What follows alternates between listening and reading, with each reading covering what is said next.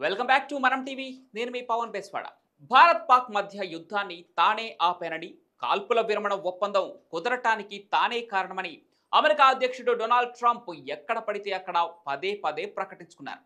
ఇరు దేశాల మధ్య యుద్ధాన్ని తానే ఆపానంటూ చెప్పుకుంటూ తిరుగుతున్నారు ఆయన.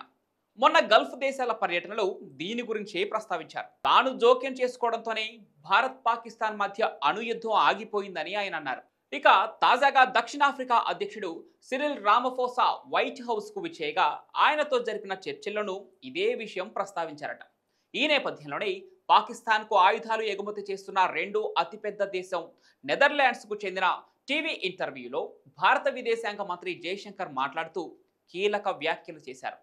కాల్పుల విరమణపై తమ రెండు దేశాలు నేరుగా చర్చలు జరిపాయని, మూడో దేశం ప్రమేయం ఇందులో లేదని ఆయన స్పష్టం చేశారు. తన వల్లే యుద్ధం ఆగిపోయిందని చెప్పుకుంటున్న ట్రంప్కు జైశంకర్ సీరియస్ కౌంటరే ఇచ్చారు. భారత్ పాక్ మధ్య చర్చలు జరిగాయని తేల్చి చెప్పారు. ఇందులో అమెరికా జోక్యం ఎంత మాత్రం లేదని ఆయన స్పష్టం చేశారు.